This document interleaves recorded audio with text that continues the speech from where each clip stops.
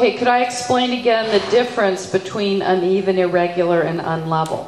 Okay, irregular refers to the footfalls. Okay, refers to the rhythm. Uneven refers to the length of the steps, covering the ground, the length. And unlevel refers to the height of the steps. Can we discuss the quality of the canter and the pirouette? Well, yes, we could. We could discuss it for 5 days, because we all know if you take a video and slow it down and do all of those things that Hillary Clayton has done, sometimes it truly does become a 4-beat canter, but in a little different way from the Western pleasure 4-beat canter, where in Western pleasure the footfalls are hind, front, front, hind, and then sometimes the pirouette canter goes hind, front. So, you know, you can have the discussion all day long. One is more on the forehand, one isn't. But you know, I think there was the confusion happened at one point when we did this symposium with Klaus in LA, and Klaus said a few times it can happen that the horse drops into a 4-beat when it really sits down, and it can still be a decent pirouette. I think the misunderstanding is that should not be our goal. If it happens, then, you know, we can still give it probably a 7, but our goal still should be our training scale, where we say the rhythm comes first and the canter is a 3-beat. Yeah. Simple as that. And the beat that gets muddled is the beat where all the legs are off the ground. And, you know, when you take a very small canter, because the pirouette canter is the smallest canter we have, and then we turn the horse around the inside hind leg, it's difficult for the horse to have that moment of suspension as well as doing all of those other things. And it's the same thing a little bit in Piaffe. Technically, you should have the moment of suspension between the diagonal pairs. And we could say in Piaffe, that moment is a shorter moment than it is in Passage. So it clearly should be there, but it might be shortened a little bit. Okay? So I hope that answers that question. Sort of. I think I have a good one here that explains not just the seat aid for the Piaffe and the Passage, but the seat aid in general, at least in my book. Please explain the rider's seat aids for Piaffe and Passage. Is there a difference, walk to Piaffe, trot to Piaffe, in weight of seat?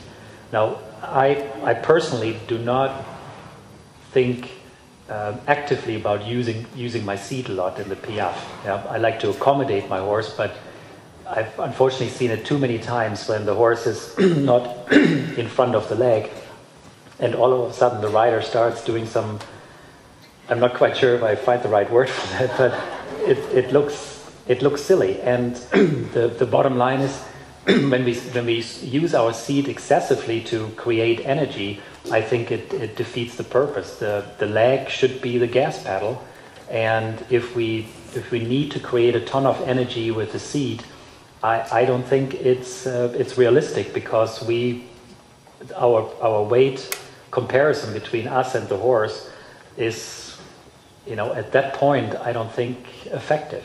Yeah, the horse clearly should learn to move forward from the leg, and even when we do some movements that take the highest degree of collection, it still should happen mainly from the leg. The seat, no doubt, should give the horse balance and help the horse to balance, but this active movement of the upper body or the hips to make the horse do something, it looks silly. That's not what the sport is about. We should not we should make it look effortless, and we bounce around up there or do something that, you know, looks in the whole picture not very still, is not productive to me. I agree. You know, I sort of think of the lower leg as the gas pedal and the seat as the gear shift. That the lower leg should create the power and create the energy, and the seat should a little bit tell the horse how to use it. So if you're moving a lot, to me in the canter, pirouette, or the Piaffe, you're actually telling the horse to move more forward, and it doesn't make sense. Yeah. It's sort of that go-stop thing.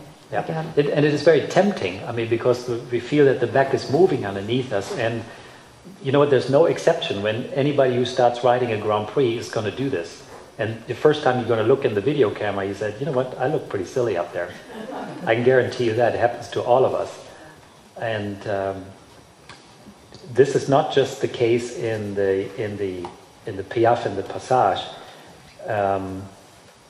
I honestly like to stay away from it most of the time, especially, there's one exception I can think of when we teach a horse a flying change, and we help them at that point with a little bit more of an exaggerated seat bone aid. I can see that, but only to teach the horse, to get it done a few times, and then slowly I would definitely start nursing myself and the horse away from this dependency and make sure it's going to happen from a centered seat and from the leg aid.